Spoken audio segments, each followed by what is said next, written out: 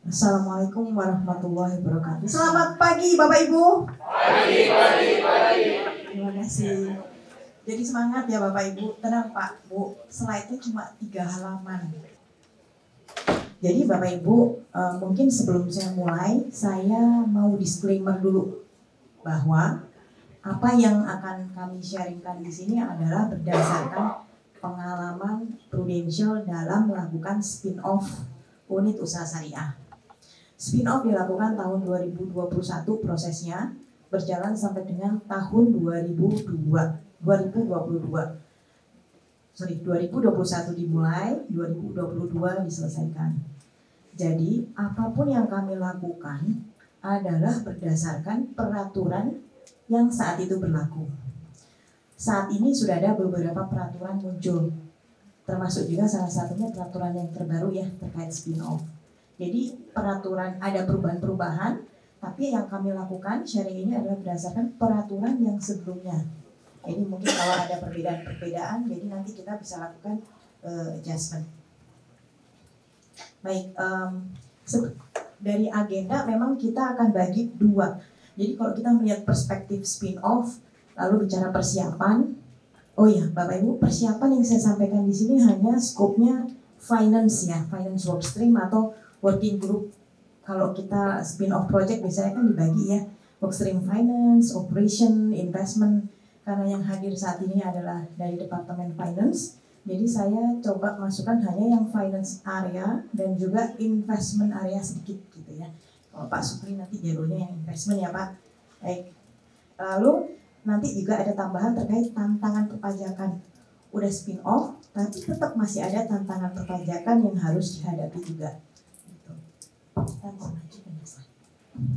Oke. Jadi ini susunannya itu berdasarkan sequence. Harus diselesaikan dulu yang pertama, baru masuk ke yang kedua dan seterusnya dan seterusnya. Ada juga kegiatan yang bisa kita lakukan secara paralel.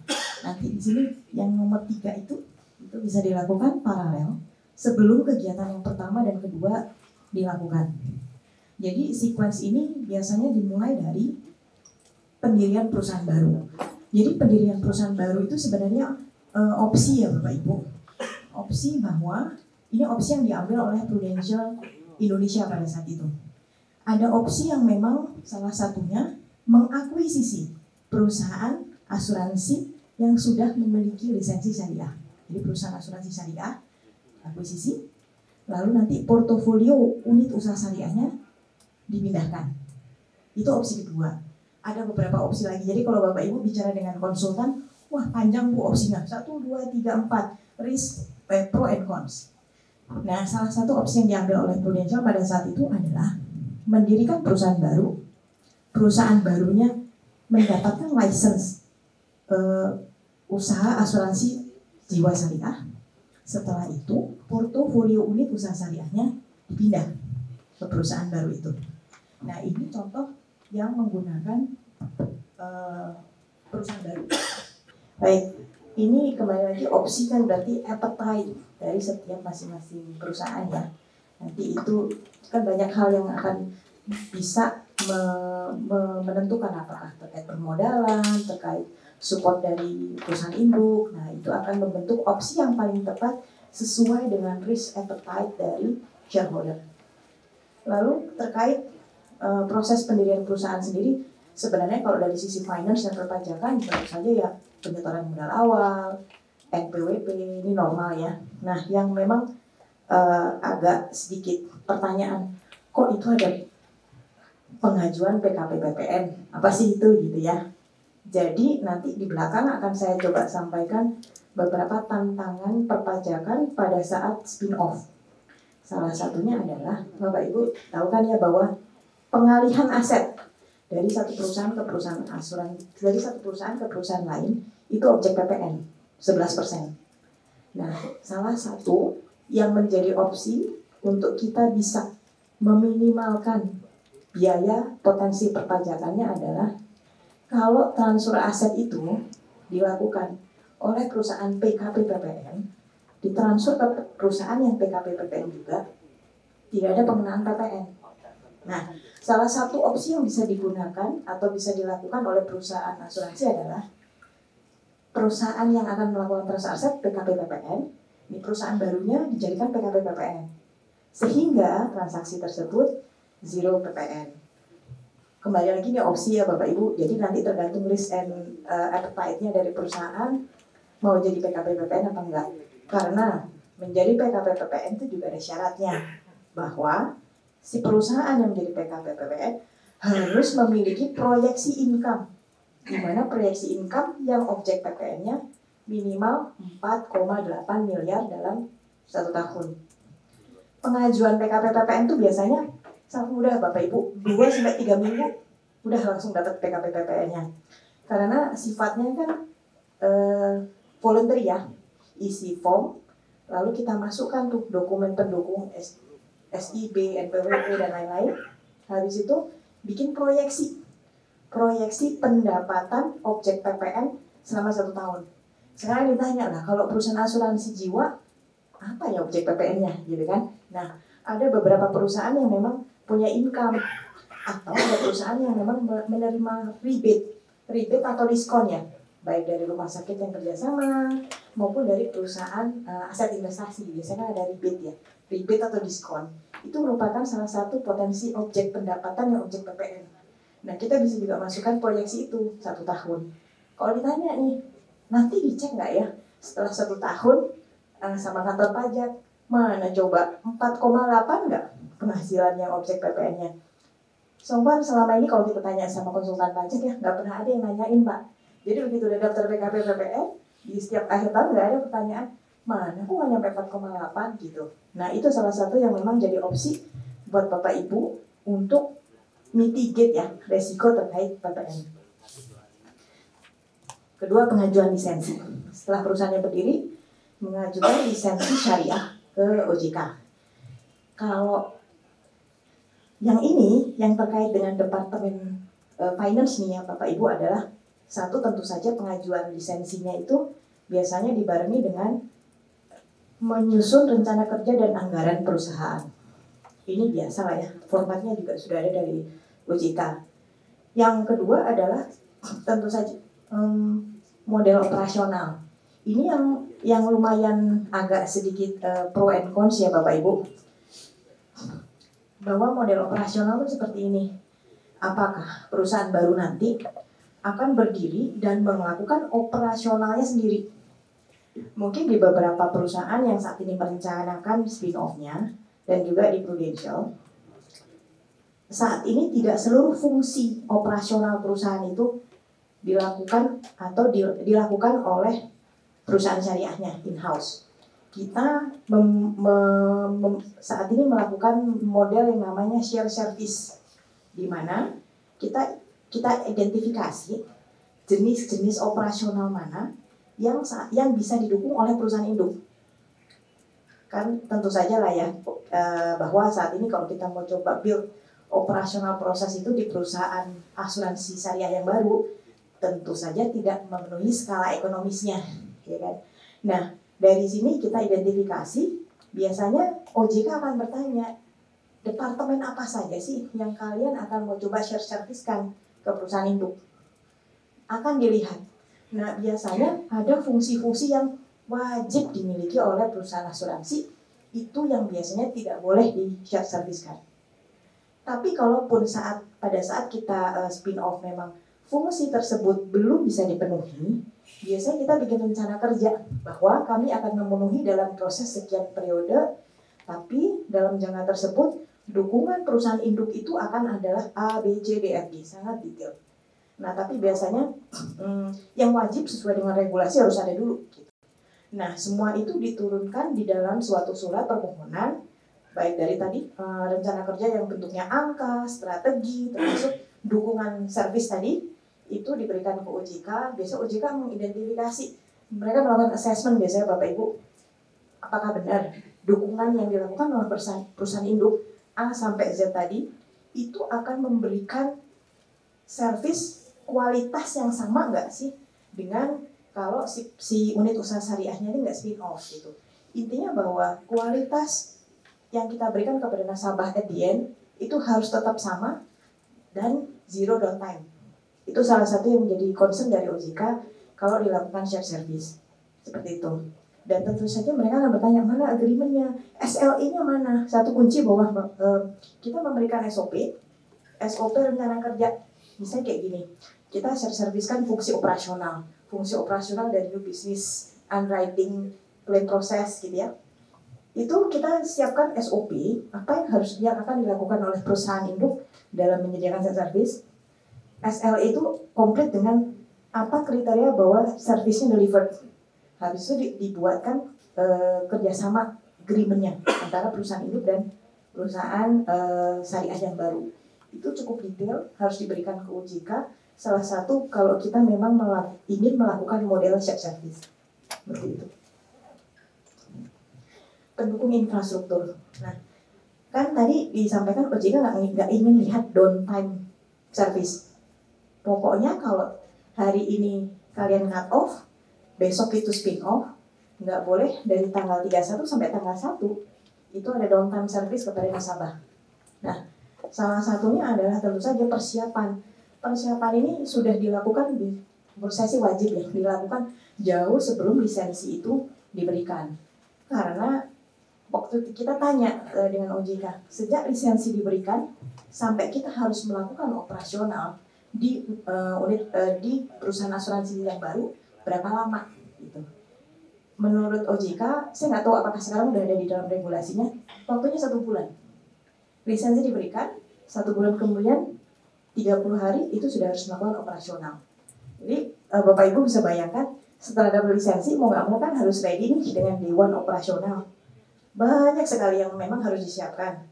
Tapi kalau di sini saya bisa rangkum yang dari Departemen Finance saja ya, adalah seperti proses penerimaan premi. Itu dewan sudah harus ready masuk ke rekeningnya si perusahaan syariah baru. Penerimaan premi, pembayaran klaim, lalu aset manajemen, custodian service, semuanya harus ready di dewan. Hal-hal yang tersebut ini dari sisi bagaimana kita terima jasa dari pihak ketiga membantu operasional. Nah, di dalamnya di perusahaan kita mesti ini sistemnya juga ready. Nah, kalau kebayang sistem tuh dimulai dari pencatatan keuangan ya. Ada sistem keuangan, lalu bagaimana pencatatan transaksi. Kemudian belum kita nambahin juga yang ini ya, komisi keagenan. Sistemnya juga harus ready. Tax calculation dari komisi keagenan itu juga harus ready. Karena ini kan perhitungan baru ya, berarti dia komisi agen akan diakumulasi dari awal, dari nol. Karena nanti tax slip-nya atau bukti pajak dari komisi kan juga beda nih antara perusahaan konvensional dengan perusahaan asuransi yang baru. Beberapa terkait pelaporan juga harus kita siapkan, pelaporan ke OJK, pelaporan ke kantor pajak, dan pelaporan mungkin ke grup ya. Itu persiapannya juga harus dipastikan pada saat dewan operasional sudah tidak ada lagi isu gitu. Dukungan reasuransi, KAP itu Bapak Ibu juga pada saat portofolio itu dipindah, pastinya dukungan reasuransi harus datang dari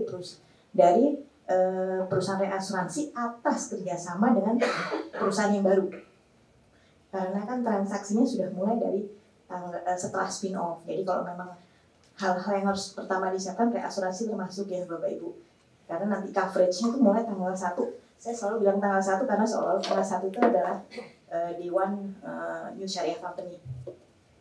Pengalihan aset. Nah, tadi setelah dapat lisensi, kita punya 1 bulan untuk melakukan aset transfer. Dalam bahasa Indonesia dan dalam perpajakan namanya pengalihan aset dan liability. Nah, transfer aset ini beberapa hal yang memang harus diperhatikan. Mungkin OJK itu akan bertanya, asetnya yang dipindah apa aja, liabilitasnya apa aja.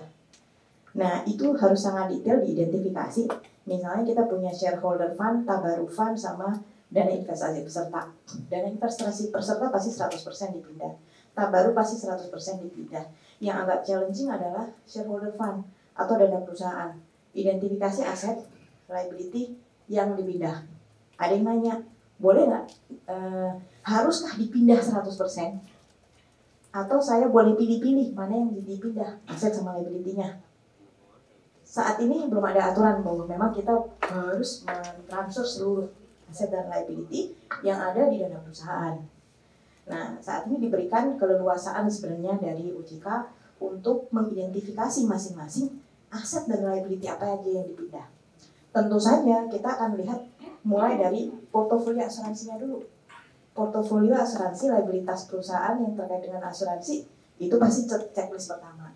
Lalu ada lagi nggak liabilitas berikutnya? Misal ada employee yang dipindah. Pada saat employee dipindah, berarti kan perhitungan masa ke-24-nya liabilitasnya harus ditransfer juga. Nah, identifikasi liability. Setelah identifikasi liability semuanya selesai, masuk aset. Karena aset tersebut harus mendukung liabilitas yang ditransfer. Aset mulai nih di checklist. Investment aset, non-investment aset, non-cash aset, kita checklist. Lalu bicara setelah dapat aset sama liability, coba matchingkan juga dengan ekuitas kalau memang ada transfer dari sisi ekuitasnya. Setelah itu kita rangkum dalam namanya akad. Akad yang kita sepakati antara perusahaan lama konvensional lah ya dengan yang new syariah company. Akad tersebut yang akan jadi basis yang nanti kita sampaikan ke OJK. Nah itu yang pada saat kita tadi proses permintaan license itu kan diminta. Nah kita bicara sekarang day one asuransi gini, cut offnya gimana nih gitu. Jadi saya mungkin pakai tanggal ya yang gampang. Contoh 31 Agustus kemarin kan jatuh di hari Kamis. Lalu kita cut off. Kita asumsikan spin off-nya tanggal 1 September. Nah, kapan kita melakukan cut off? Kalau kita bilang bahwa oke, saya mau efektif spin off-nya tanggal 1 September. Berarti seluruh posisi 31 Agustus dengan aset dan liability yang sudah kita pilih-pilih tadi, kita lihat nilai bukunya berapa. Seolah-olah aset dan liability tersebut di tanggal 1 September pagi hari jam 00 aset dan liability-nya ditransfer. Pakai nilai buku kapan? Nilai buku 31 Agustus. Ditransfernya kapan? 1 September pagi hari jam 00. Jadi kalau kita bicara tadi tuh aset kan ada kas, ada investasi. Kas mungkin gampang. Kas kan tinggal lihat posisi 31 Agustus nilai wajarnya adalah nilai rekening. Kalau kita punya 5 rekening, rekeningnya ada balance-nya. That is market price atau nilai wajar. Karena kan dia kas yaitu angkanya sesuai dengan balance. 5 rekening, berapa balance-nya? Kalau kita mau sepakat ini akan dipindah semua, kas ini akan dipindah ke perusahaan baru di tanggal 1 September. Tentunya tadi di dalam persiapan yang harus kita lakukan, rekeningnya dibuka dulu nih di perusahaan yang syariah yang baru. Jadi semua rekening yang 5 tadi di perusahaan yang lama, berapa balance-nya, ditransfer ke sini ke perusahaan baru di rekening yang baru, sudah berarti terjadi aset transfer dari si kas. Checklist pertama. Lalu bagaimana dengan investment aset? Sama. Jadi cara kerjanya adalah posisi market price 31 Agustus itu berapa? Dari seluruh jenis aset, underlying aset ya Bapak Ibu, seluruh underlying asetnya, kalau kita ada KPD, ada subdana, underlying asetnya di list down, berapa market price di 31 Agustus, lalu nanti kita akan kerjasama dengan custodian. Di awal kita sudah sepakat dengan custodian bahwa akan ada proses spin-off. Proses spin-off-nya akan seperti ini, yaitu menggunakan market price 31 Agustus, di mana akan kami transfer di tanggal 1 September pagi hari. Jadi market price-nya pakai tanggal akhir sore 31 Agustus. Custody berdasarkan surat instruksi dari perusahaan asuransi akan memindahkan. Jadi sebenarnya kayak cuma tukar kepemilikan ya. Perpindahan ownership dari seluruh listing aset yang tadi kepada perusahaan asuransi syariah yang baru. Nah, itu semua dilakukan, seolah-olah semua dilakukan di pagi hari tanggal 1 September. Teman-teman, mungkin Bapak Ibu bisa bayangkan, kalau jatuh harinya adalah 31 Agustus di hari Kamis. 1 Septembernya hari Jumat. Jadi, kita tidur semalam, paginya semua aset udah harus pindah. Jadi, bisa kebayang bahwa memang persiapannya harus cukup matang ya.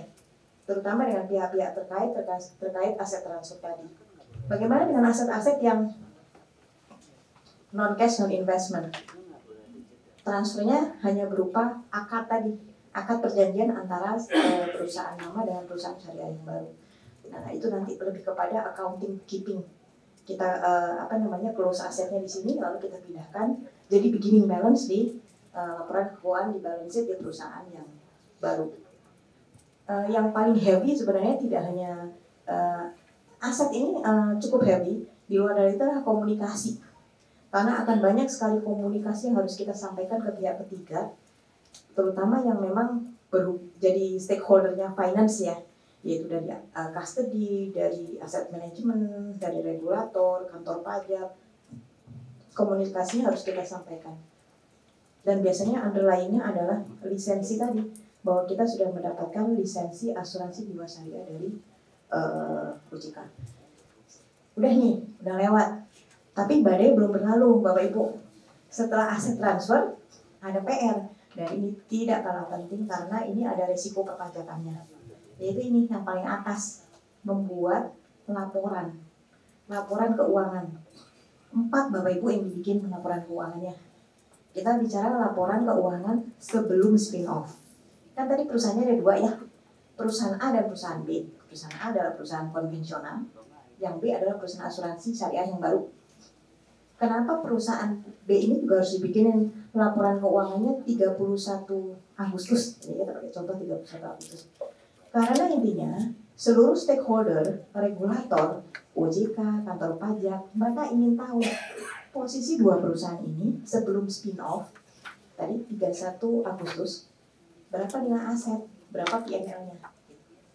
Lalu mereka juga ingin tahu posisi 1 September, setelah aset itu ditransfer, itu berapa posisi balance sheet-nya dan posisi P&L-nya, tentu zero ya kalau P&L, per 1 September, yaitu setelah 1 September posisi pagi hari setelah aset ditransfer, tanpa ada transaksi tanggal 1 ya Bapak Ibu. Jadi benar-benar hanya movement di tanggal 1 September itu hanya aset transfer. Ini sangat, saya bilang penyediaan laporan keuangan 4 buah ini wajib. Orang untuk keperluan perpajakan ini harus ada. Untuk keperluan tadi kepada OJK harus ada. Ada pertanyaan lagi gini, ini harus diaudit nggak? Beberapa datang juga bertanya, saya ini harus diaudit nggak ya? Gitu. Saat ini dari peraturan pajak maupun dari OJK tidak ada kewajiban untuk melakukan audit atas posisi laporan keuangan 4 laporan keuangan ini. Nah, lebih baik diaudit apa enggak pertanyaannya? Kalau memang nggak ada kewajiban. Kalau perspektif kita risk mitigation, menurut saya ada bagusnya diaudit. Karena itu akan mempermudah kita memberikan comfort kepada stakeholder bahwa this number been audited. Number ini sudah audit. Jadi jangan dipertanyakan lagi. Yuk kita proses hal di luar dari number gitu. Salah satunya adalah pada saat pengajuan nilai buku. Mungkin saya bisa masuk langsung ke yang kedua, pengajuan nilai buku. Kan kita ingin pengalihan aset ini zero capital gain tax kan ya. Jadi makanya kita mengajukan permohonan penggunaan nilai buku sebagai dasar aset transfer untuk perhitungan pajak. Nah, salah satu yang diminta dalam proses pengajuan tersebut adalah laporan audit. Tidak laporan audit, laporan keuangan yang 4 biji ini. Nah, biasanya mungkin lebih kepada pengalaman kami ya Bapak Ibu. Waktu kita sampaikan, kita masukkan dalam spreadsheet-nya. Kalau Bapak Ibu lihat SE21 tahun 2021, itu tuh memberikan form yang harus dibuat itu apa aja. Di dalam SE tersebut itu ada satu format. Formatnya itu adalah itu tadi Pak, posisi perusahaan sebelum spin-off dan posisi perusahaan sesudah spin-off. Laporan keuangannya itu dibuatkan, namanya performa laporan keuangan. Nah itu pada saat kita sampaikan ke kantor pajak, kita juga sampaikan tadi laporan audit, 4 laporan audit tadi. Berdasarkan pengalaman, waktu kita masukkan formulir untuk pengajuan nilai buku, kita masukkan performa laporan keuangan, lalu kita masukkan tadi audit report 4 itu. Mereka nggak fokus lagi di number, mereka fokus di hal-hal lain. Nah hal-hal lain itu yang saya pikir sekitar 25% aja. Karena 75% heavy verification-nya dari tax audit adalah ini nih, laporan keuangan. Tapi tentu saja ini tidak harus ya Bapak Ibu bahwa audit atau nggak audit itu nggak ada peraturannya. Jadi kalau kita quite confidence ya dengan bahwa kita menyusun laporan keuangannya sudah dengan basis yang benar, ya nggak apa-apa, tidak perlu audit. Hanya kesempatan untuk kita bisa speed up proses pengajuan nilai buku ini supaya cepat di-approve, ada bagusnya juga kalau kita di audit untuk posisi sebelum dan sesudah spin. Nah, pengajuan nilai buku. Tadi kita ada surat yang kita isi, ada formulirnya. Tadi performa laporan keuangan sebelum dan sesudah. Ada keyword yang harus diingat di dalam pengajuan pengajuan nilai buku, bahwa business purpose test-nya harus terpenuhi, bahwa transfer aset ini harus ditunjukkan dalam seluruh laporan keuangan performa tadi, bukan merupakan tax avoidance. Jadi business purpose yang pertama ini bukan tax avoidance, bukan hal yang dilakukan oleh perusahaan untuk menghindari perpajakan. Yang kedua, kita juga sampaikan ini adalah kewajiban peraturan regulasi, yaitu adalah kewajiban spin-off dari OJK. Yang bisa kita mungkin tambahkan di dalam tadi performa laporan keuangan adalah memastikan, sebenarnya Bapak Ibu key-nya adalah pada saat kita bikin laporan keuangan tadi, kan kita juga akan sampaikan berapa sih jumlah potensi pajak after spin-off. Nah, nggak boleh kurang. Jadi biasanya akan dites sama kantor pajak waktu kita transfer aset. At the end of the fiscal year, pajaknya nggak boleh berkurang. Karena purpose dari si business purpose test-nya adalah untuk tujuan komersial, tidak tax avoidance, dan untuk regulasi. Jadi biasanya orang pajak kan akan nanya, loh kok proyeksi income-nya jadi lebih kecil setelah spin-off? Berarti artinya pajaknya juga lebih kecil ya. Mereka akan coba cari tahu, kenapa nih ya? Setelah spin-off profitnya jadi lebih kecil, wah berarti collection pajaknya jadi lebih kecil. Jadi memang dalam penyajian performa tadi, itu link kepada tadi rencana kerja yang kita sampaikan ke OJK, bahwa proyeksi keuangannya before and after spin-off itu harusnya menunjukkan growth positif. Sehingga nanti rencana kerja yang sama kita pakai untuk pengajuan nilai buku, dan kita harus menunjukkan bahwa memang tidak ada negative growth gitu ya, sehingga harusnya perpajakannya jadi aman. Orang pajak akan melihat okay, meet business purpose test-nya. Itu salah satu key yang memang kita mesti jaga. Berapa lama prosesnya gitu ya. Jadi batas waktu, kita bicara batas waktu. Berapa lama batas waktu kita harus mengajukan nilai buku. Di dalam peraturannya bilang bahwa tidak boleh lebih dari 6 bulan sejak tanggal efektif spin-off.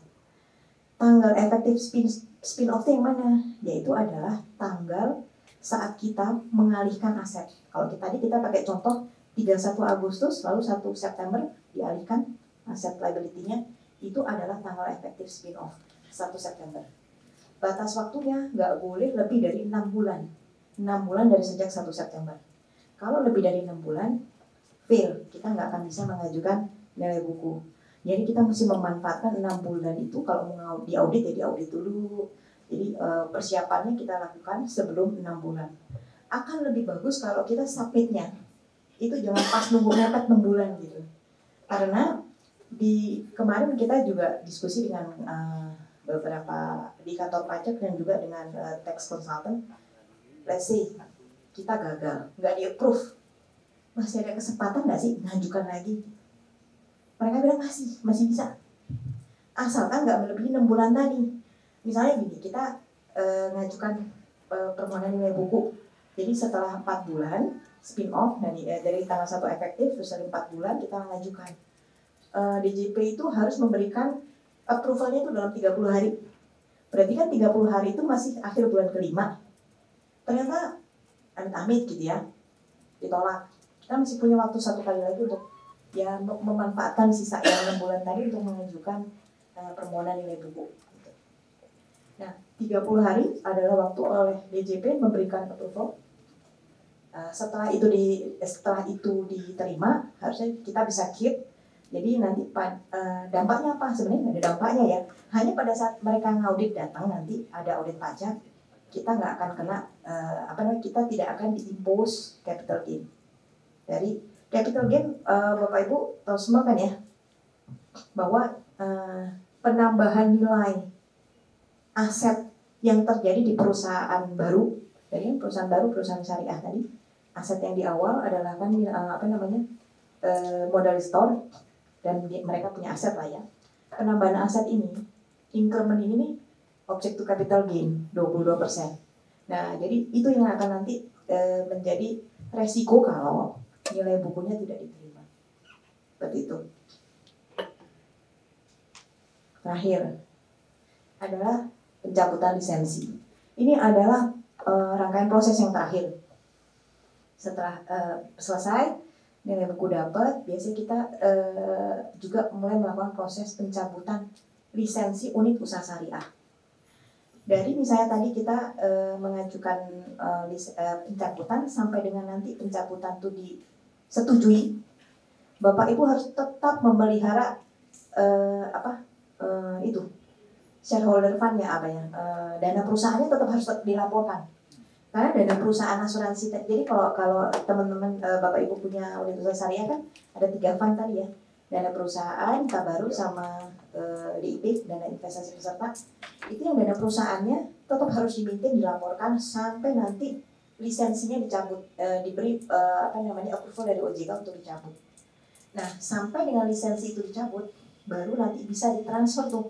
Kalau misalnya Bapak Ibu tadi memutuskan nggak semua aset sama liability ditransfer. Aset sama liability-nya dana perusahaan ya, ada sebagian masih ditinggalkan gitu ya. Nah, itu harus tetap dilaporkan sampai pencabutan unit usaha syariahnya dapat. Setelah dapat, baru deh kita bisa mentransfer nilai aset liability yang masih tersisa tadi ke konvensional bisnisnya, seperti itu. Nah, pencabutan lisensi ini ke OJK setahu saya nggak ada batas waktu, jadi masuk diproses oleh mereka. Mungkin keywordnya ya, bahwa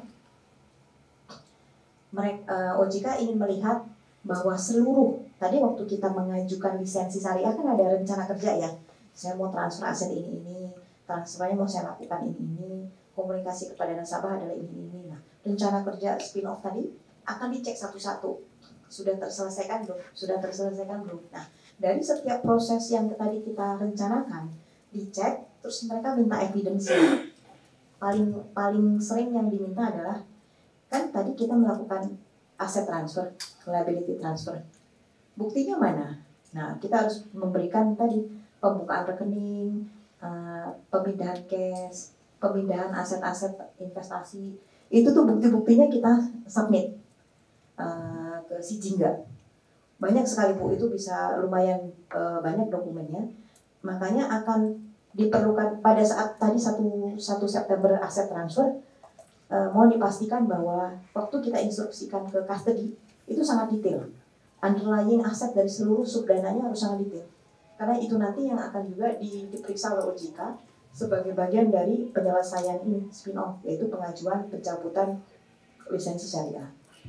Jadi intinya adalah OJK pada saat memberikan pencabutan lisensi unit usaha syariah ini adalah satu, harus ada berita acara penyelesaian spin off yang tadi saya sebutkannya detailnya apa aja tuh dan dokumen yang harus disampaikan. Lalu laporan keuangan juga harus disampaikan, laporan keuangan sebelum dan sesudah spin off. Jadi biasanya mereka bergerak untuk memverifikasi data kita kalau laporan keuangannya sudah selesai. Gitu. Jadi ini sebenarnya adalah susunan berdasarkan sequence mana yang harus kita lakukan. ada satu pertanyaan yang sering datang ke saya tuh gini, kan tadi 31 Agustus nilai bukunya berapa, terus tanggal 1 kan ditransfer. Emang udah tahu di 1 September nilai bukunya tanggal 31? Ya, per 1 September Bapak Ibu sudah tahu belum nilai bukunya tanggal 31 Agustus? Saya nanya sama yang akuntannya di sini nih, udah selesai belum laporan keuangannya? Belum kan ya? Gak mungkin dong, 1 September saya tahu nilai bukunya. Jadi gimana transfernya gitu kan? Kalau aset-aset yang punya fisik, seperti contohnya tadi cash, gampang kan ya, tinggal lihat di bank statementnya berapa 31 Agustus, udah aja pindah, kosongin gitu. Yang kedua, kalau investasi tadi, kan sudah ada dari custody. Custody akan kasih ke kita listingnya 31 Agustus, apa aja, market price-nya apa aja. Ya udah, ini transfer. Nah yang lain gimana nih? Other asset sama other liability. Emang total cadangannya udah dihitung gitu? Kan belum closing ya. Jadi beberapa cara, salah satu opsi ya Bapak Ibu yang bisa dilakukan di tanggal 1 September, transfer aset yang sudah kelihatan market price nilai wajarnya, transfer. Pada saat ternyata nanti pas tutup buku ada adjustment, ya sudah be it, pokoknya ditransfer dulu. Lalu yang aset-aset yang non fisik kayak tadi other receivable, other payable gitu kan ya, belum closing. Pakai apa? Bisa pakai pendekatan. Pakai aja posisi buku bulan sebelum Agustus Juli. Pakai aja posisi buku 31 Juli. 31 Juli posisi bukunya berapa? Transfer di tanggal 1 September. Jadi yang sih kalau investment aset pasti bisa lah ya. Lalu yang tadi cash pasti bisa. Nilai yang lain yang masih harus nunggu closing, kita bisa menggunakan posisi 31 Juli. Transfer dulu di 1 September. Habis itu gimana gitu. Selesaikan dulu tadi laporan keuangan sebelum spin off. Kalau mau diaudit ya silakan mau diaudit dulu gitu ya. Posisi akhir yang sudah kita sepakati itu yang nanti di-compare dengan apa yang sudah kita transfer tanggal 1 September. Selisihnya menjadi aktivitas transfer ulang, transfer yang kedua. Itu salah satu opsi ya Bapak Ibu. Kalau bingung gitu ya. Nah, memungkinkan nggak? Udah ditransfer kemarin, kelebihan. Karena di month end closing ada adjustment. Adjustmentnya adalah ternyata aset mengadjust turun asetnya. Aset cash, aset investment gitu ya. Bisa saja terjadi. Terus gimana? Padahal udah ditransfer nih. Adjust aja, balikin aja duitnya kembali dari perusahaan asuransi syariahnya ke perusahaan induk gitu. Nah, semua itu harus didokumentasikan karena nanti pertama akan diminta oleh OJK, kan OJK-nya lumayan detail Bapak Ibu, benar-benar dilihatin laporan keuangannya berapa, loh kok evidence-nya asetnya kelebihan, loh evidence-nya kok asetnya kurang transfer, oh Pak ada 2 kali transfer, transfer pertama tanggal 1 September menggunakan nilai buku 31 Juli, transfer berikutnya adalah 2 bulan kemudian Pak setelah kami menyelesaikan laporan keuangan audit, yaitu selisihnya sebesar ini yang kami transfer bulan Desember misalnya. Nah, selama OJK melihat bahwa ini ditambah seluruh evidence-nya klop dengan laporan keuangan sebelum spin off dan benar-benar tercatat semuanya di laporan keuangan sesudah spin off, sudah biasanya sih evidence-nya cukup dan mereka confidence ya untuk memberikan approval pencabutan lisensi unit usaha syariah. Seperti itu. Mungkin kita bisa masuk ke slide yang terakhir. Terakhir ini adalah sebenarnya isu-isu perpajakan yang ada di perusahaan asuransi syariah, jiwa syariah. Yang satu tentu saja tadi ya, kalau nggak bisa dapat nilai buku, tentu saja ada potensi kita akan kena 22% dari selisih aset tadi, jadi capital gain. Yang kedua adalah PPN. Ada beberapa hal yang harus kita lakukan supaya mitigasi resiko PPN. Nah, yang kedua, yang terakhir ada 2 item, itu lebih kepada tantangan yang saat ini kita sering hadapi. Bahwa kalau kita diaudit pajak, ada beberapa kasus ujroh, pendapatan ujroh dari dana perusahaan itu dikenakan PPN. Nah, yang terakhir itu adalah memang pengenaan PPh badan atas surplus underwriting dan nasabah baru. Nah, kalau dua yang atas tadi kan saya sudah sampaikan beberapa opsi yang bisa kita lakukan. Lalu yang bawah itu isu-isu yang mau spin off mau nggak spin off itu tetap ada gitu. Jadi itu yang coba kita lakukan di AAJI untuk melakukan lobbying, memasukkan surat proposal kepada DJP untuk bisa didapatkan solusinya. Jadi seperti itu saja, mungkin sudah cukup panjang. Itu saja Bapak Ibu, terima kasih. Mungkin dipandu oleh AJI kalau memang ada Q&A. Terima kasih banyak Melda insight-nya. Mau bertanya, untuk tadi kan ada disebutkan laporan keuangan sebelum dan sesudah spin-off. Apakah itu hanya dana perusahaan aja? Apakah yang dana pemegang polis gitu ya, Tabaru itu harus dibuat juga nggak? Oke, Bu Mei dan Bapak Ibu sekalian, laporan keuangan audit yang ini itu adalah special purpose. Bentuknya tidak akan sama dengan laporan keuangan audit yang biasanya kalau kita lakukan per akhir periode ya. Di situ spesifik special purpose audit report ini spesifik untuk nunjukin cut off aja. Nah, cut off itu beberapa KAP itu ada yang membuatnya 3 fund. Tabaru sama DIP itu nanti dari ada menjadi 0 di tempat perusahaan lama, dan dari tidak ada menjadi ada di perusahaan yang baru. Untuk yang dana perusahaan tadi tinggal dilihat mau ditransfer semua apa enggak. Jadi dari ada menjadi nggak ada 0, di sini jadi muncul gitu kan ya, menambah. Kok yang di perusahaan syariahnya menambah karena sebelumnya pada saat pendirian kan sudah ada ya aset sama liability-nya. Nah, bentuk dari special purpose audit itu beda-beda dari kalau saya melihat contoh-contoh di beberapa KAP. Tapi intinya si special purpose audit report ini spesifik untuk membantu kita mendisclose berapa jumlah sebelum dan sesudah. Dan tadi jawabannya Bu, Tabaru sama unit linknya akan muncul karena itu untuk menunjukkan bahwa udah nggak ada di sana lagi, sekarang udah ada di perusahaan yang baru. Seperti itu. Ada lagi nggak berani Bu yang bertanya? Katanya kalau misalnya tiada court ya pada saat di 31 Agustus ada court, berarti court itu harus diselesaikan dulu pada saat dia melakukan liabilities. Oke. Berarti pada saat sebelum spin off ada court itu dicatat sebagai hutang di dana perusahaannya. Dan di sini receivable atau pemberian loan, dan di sana adalah penerimaan, ada sisi liabilitas ya. Oke. Kalau saya kemarin diskusi dengan beberapa konsultan, 2 opsinya. Mau dibayar lunas, kalau memang mampu ya.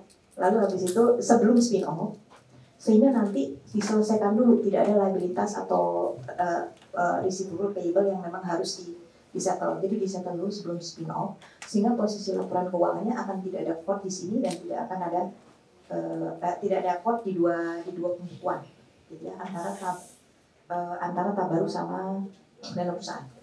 Atau kalau memang tetap mau dibawa, bisa dibawa karena pada dasarnya court itu kan harus didukung oleh si dana perusahaan. Makanya dana perusahaan itu kalau courtnya masih ada, courtnya tetap harus dibawa, ditransfer dari perusahaan lama ke perusahaan baru, gitu. Jadi nanti tadi banyak diselesaikan, tidak akan muncul di dalam laporan keuangan yang diaudit sebelum dan sesudah final, atau tetap berjalan karena memang saat ini Tabaru belum mampu melakukan pembayaran courtnya, maka dibawa. Di sana tetap mencatat loan payable, di sini tetap mencatat loan receivable, dibawa. Sorry Bu, saya bertanya terkait dengan tax office tadi. Kan ketika kita mau mengajukan nilai buku yang tadi ada periode validasi dari tax office untuk membuktikan bahwa ini business case real atau enggak gitu kan ya.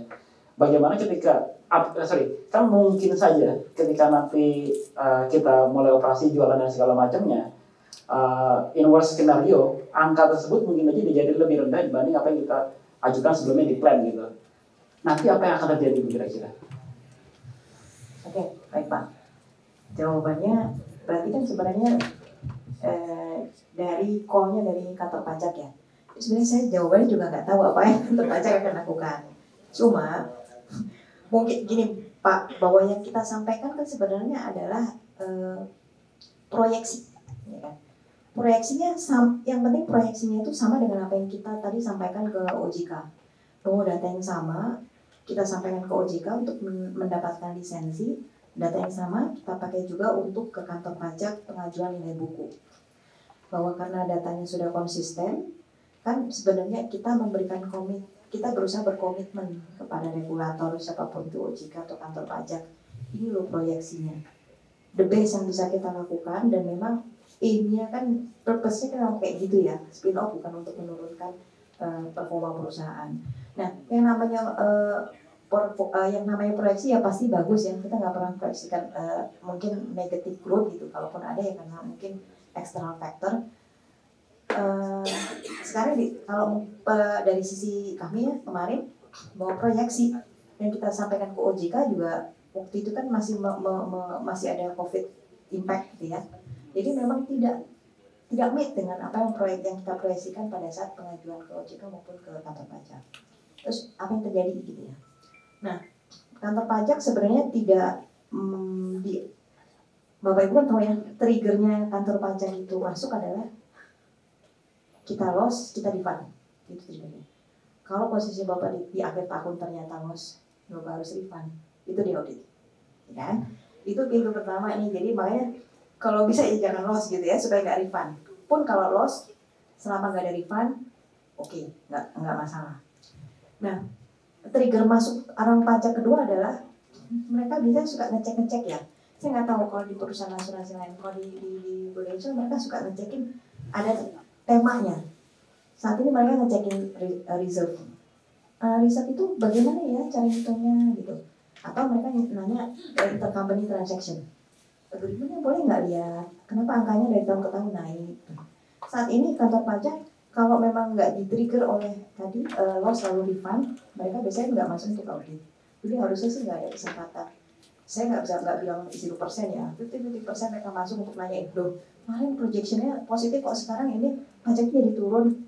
Jadi biasanya dilihat triggernya apa, biasanya mereka masuk ke kita audit karena refund atau tadi special apa namanya ya, topik. Karena saat ini modelnya kantor pajak kan masuknya nggak audit gede-gedean. Mereka kalau melihat angka aja nih dari PNL, ini kenapa expense naik terus ya? Makin lama makin gede nih expense-nya nih. Biasanya langsung datang, boleh nggak jelasin ini expense apa ya? Saya nggak tahu kalau Bapak Ibu ada pengalaman kayak gitu. Atau misalnya mereka ngaudit yang dilihat expense yang jenis expense yang naik, terutama yang related party transaction gitu ya, yang ada potensi tax avoidance itu transaksinya dilihat, ditanyain. Nah dari situ mereka bisa loh menetapkan kurang bayar pajak. Hanya dari melihatin cadangannya belum di-approve sama OJK, atau tadi dari kok transaksi related party-nya gede ya, wah dokumennya nggak didukung dengan agreement, nggak bisa dibuktikan. Jadi tapi intinya Pak nggak ada sih spesifik mereka datang ngecekin akhir tahun proyeksinya kok nggak sama gitu.